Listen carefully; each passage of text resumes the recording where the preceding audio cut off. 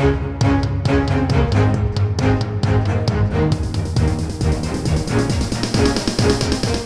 Friday, September 3rd, 2021, and this is the Washington Times front page. Thanks for joining us. I'm George Gerbo.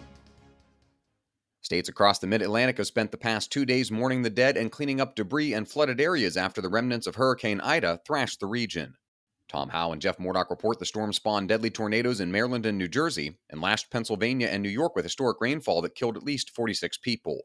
The storm dropped more than 5 inches of rain in Manhattan's Central Park within 3 hours late Wednesday, making major thoroughfares like FDR Drive impassable and causing a suspension of subway and train service for most of the New York City region. Hurricane Ida was the fifth most powerful storm to strike the United States, with maximum winds of 150 miles per hour.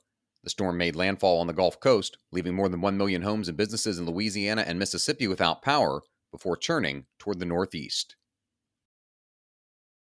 At the White House, President Biden is directing the Department of Health and Human Services and Department of Justice to launch a whole-of-government effort to protect women's rights after the Supreme Court refused to block a Texas law banning abortions after 6 weeks.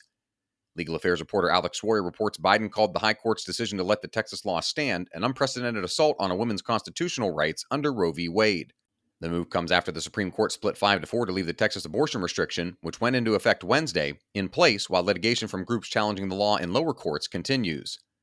The justices didn't resolve whether the law halting abortions after a fetal heartbeat is detected was constitutional, but the court noted abortion providers fighting the law's enforcement sued defendants who aren't likely to enforce the law.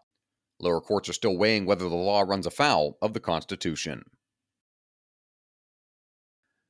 The Department of the Interior has announced that it will publish a notice this month offering 80.8 million acres in the Gulf of Mexico for sale for federal oil and gas exploration. Valerie Richardson reports the department is revising the Trump administration's 79.7 million acre plan, which was canceled shortly after President Biden took office as part of a pause on new oil and gas leases on federal lands and waters.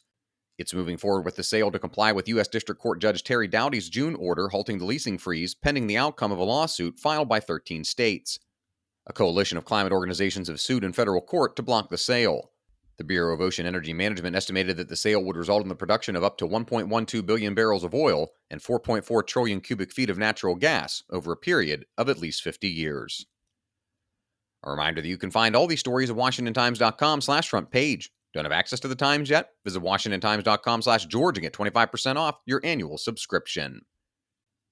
Let's wrap up with a couple of stories about policing in America. First, a ballot initiative in Minneapolis this November would empower city officials to cut spending on the police department and hire social workers instead. Carrie Murakami reports under the measure, the Minneapolis Police Department would be renamed the Department of Public Safety. It would eliminate a deal struck between the police union and the city in the 1960s that required the city to spend at least 35% of its budget on the police department. If voters approve the ballot measure in November, dispatchers will start sending mental health or drug abuse counselors to emergency calls where appropriate. Prominent Minnesota Democrats are distancing themselves from the suggestion of cutting police departments during a national uptick in crime. Governor Tim Walz and the state's senior U.S. Senator Amy Klobuchar have both announced their opposition to the ballot initiative. And finally, police departments across the country are increasingly adding unarmed mental health experts to 911 calls.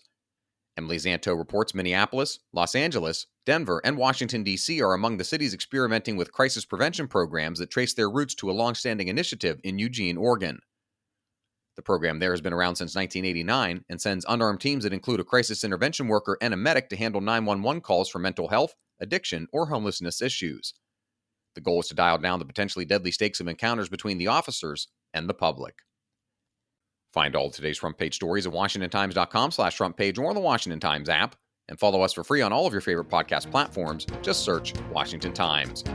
You can also find us on Twitter and Instagram at WashTimes and on Facebook for breaking news, sports, commentary, and more. For the Washington Times, I'm George Gerbo.